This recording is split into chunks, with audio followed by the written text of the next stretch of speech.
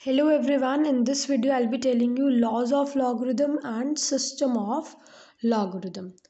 Okay, so if I talk about laws of logarithm, so we have four laws: product law, question law, power law and base changing formula of logarithm.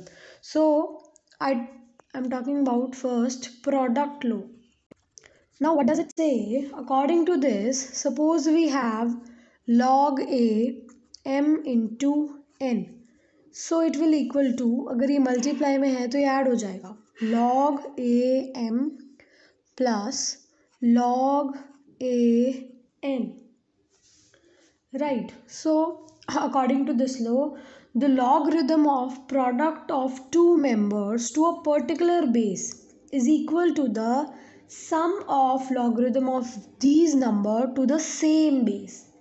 Okay.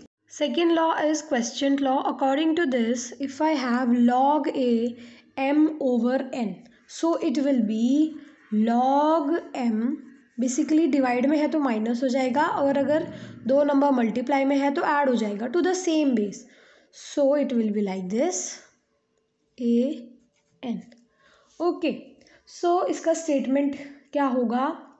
According to this, the logarithm of a fraction of two quantities to a particular base is equal to the difference between the logarithm of the numerator and the denominator.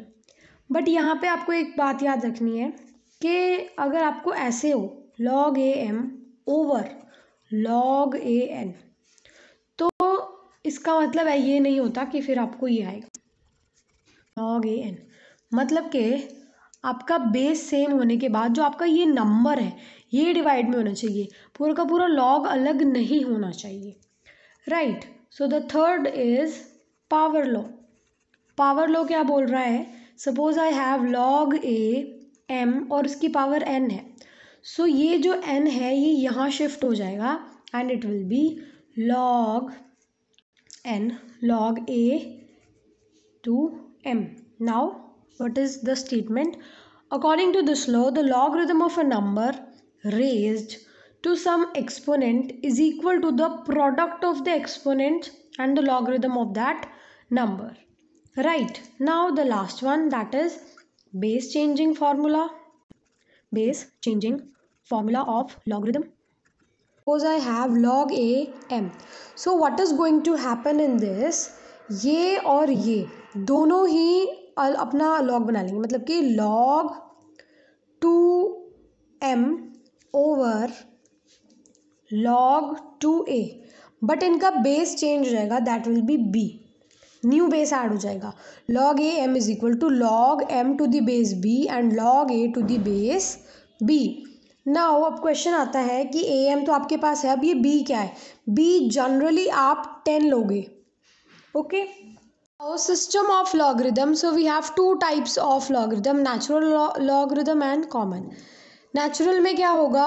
अगर log to the base e है so it is natural logarithm, और अगर log to the base 10 है then it is common logarithm. e की value fix रहती है, that is 2.71828, और log 10 is always 1, ये तो आपको पता ही है.